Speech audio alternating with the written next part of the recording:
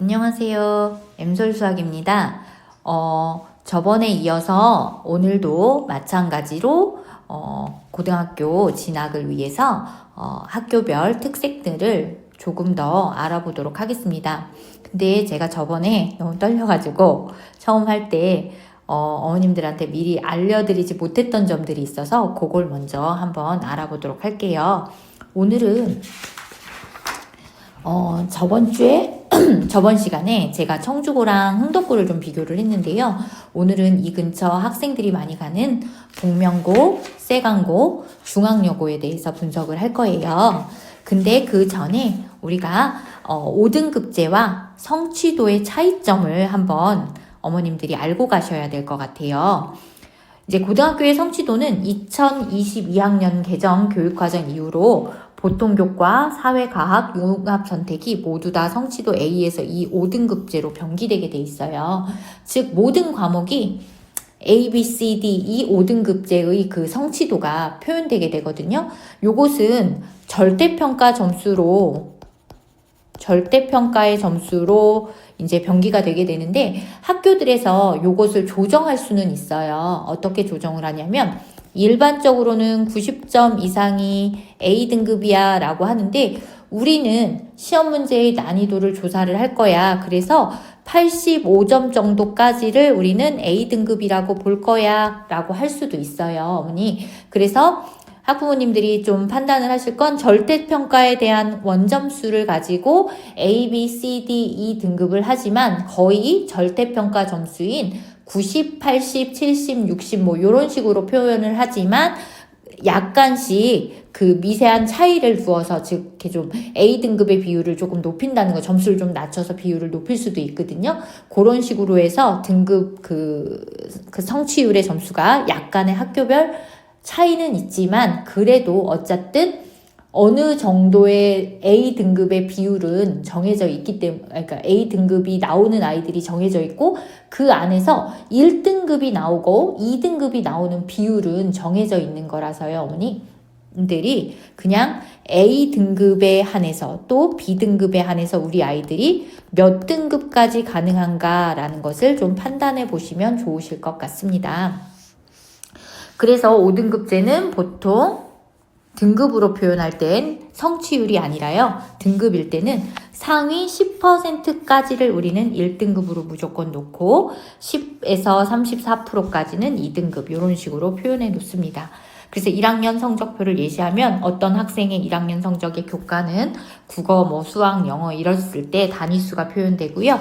원점수와 평균이 제공되고 지금 현재 2학년 친구들은 표준편차도 제공이 돼서 이 표준편차가 되게 중요한 건 평균 대비 이 학생들의 위치를 판단할 수 있는 자료였거든요. 그래서 표준편차가 제공되고 평균이 제공됐을 때 이 학교의 수준과 우리 아이의 수준을 그래도 웬만치는 대학들에서 다 판단을 할 수 있었는데 이제는 감사하게 이 표준편차가 제공이 되지 않기 때문에 앞으로는 원점수, 그 다음에 평균, 요것만 갖고 이 아이들을 평가해야 해서 성취도와 이 등급이 중요 요소가 되어지고 있다. 이렇게 생각하시면 될 것 같아요. 예전에는 성취도와 석차가 그대로 들어갔지만 요 편차가 그 표준 편차가 들어감으로써 요것만 갖고 확인할 수 없었던 아이들의 위치도 정확하게 어느 정도의 위치인지를 판단을 할 수 있었거든요. 이 아이가 좀 앞쪽에 있는 친구들인지 뒤쪽에 있는 친구들인지 같은 등급에서도 비율이 결정이 됐었고 그것도 확인이 가능했었는데 이제 그거는 안 되고 그냥 이 아이의 성취도가 A인데 이 아이가 1등급이냐 2등급이냐 이런 것들만 판단을 하실 수가 있기 때문에 그런 것들이 되게 중요한 요소로 적용이 될 것 같습니다. 그러면 우리 부모님들도 5등급제가 뭔지 성취도가 뭔지를 조금 비교하실 수 있으실 거라고 생각을 하고요. 그 다음에 오늘은 복명고를 한번 알아보도록 하겠습니다. 복명고를 보면 2025학년도 1학년 1학기 성취도를 보시면요. 이러한 점수 분포를 가지고 있어요. 국어 같은 경우에는 분포 곡선이 평균 분포 곡선으로 아름답게 나오고 평균 자체가 근데 매우 높습니다. 그러니까 이 아이들이 국어를 엄청 잘하는 아이들이거나 또는 국어 시험이 좀 쉬웠다거나, 국어 시험은 쉬웠기 때문에 A등급과 B등급의 비율이 굉장히 높습니다. 근데 얘네들을 합치면요 거의 60%에 가까워요. 그럼 60%면 1, 2, 3등급이 다 들어가 있다는 얘기예요. 4등급까지 1, 2, 3등급 진짜 운 없으면 4등급 초반도 될 수 있겠는데요. 이 C, D, E를 합쳐서 4, 5등급이니까요. 이 국어 시험은 매우 쉬웠다, 이렇게 볼 수가 있을 것 같아요. 근데 수학을 한번 보시면요, 수학은 요렇게 등급이 요런 식으로 A, B, C, D, E 등급의 분포 비율이 이렇게 나왔거든요. 근데 공통 수학의 평균 점수를 보면 62.8로 점수가 높은 편은 아니에요. 그러면 수행평가를 어느 정도 이상의 점수를 주었다라고 생각을 했을 때, 수행평가 점수를 어느 정도 이렇게 주었다라고 생각을 하면 실질적으로 지필평가의 평균은 30점 정도 나올 것 같거든요. 30점도 안 나올 것 같다라는 느낌을 받아요. 한 30점대 초반이거나 20점대 뭐 이렇게 될 거라고 생각을 하는데, 비율을 그래서 시험 그런 것들은 두 가지로 평가를 할 수 있겠죠.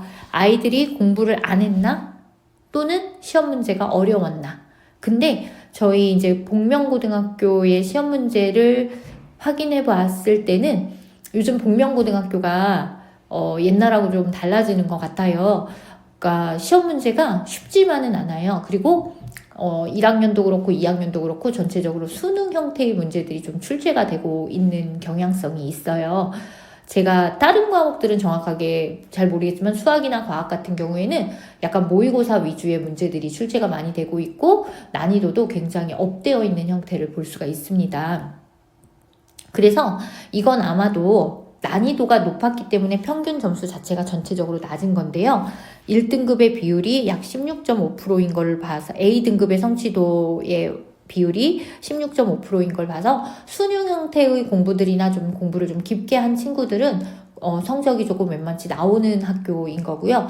중간 B등급 이하의 성취율이 이렇게 높지, 그러니까 그러니까 B등급 이하를 받은 친구들이 이렇게 분포가 이렇게 되어 있잖아요. 요것을 보면 시험 문제가 조금 어려웠는데 그거에 맞게 조금 심화된 공부, 그렇다고 이 학교가 천고만큼 어렵지는 않았어요. 그래도 쉽지만은 않았던 것 같아요. 난이도는 조금 있었거든요.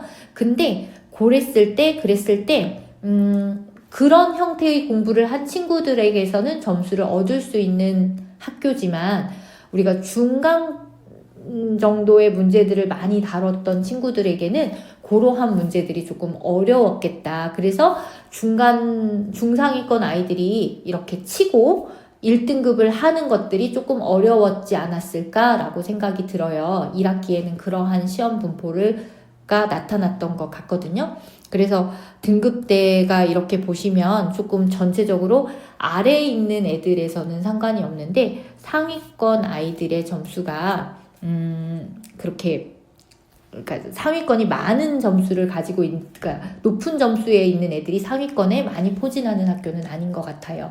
그래서 복명고 같은 경우에는 1등급을 받으려면 성취도 A를 받아야 하는 것은 맞는 얘기. A를 받은 아이들이 1등급을 받을 수밖에 없는 거고요.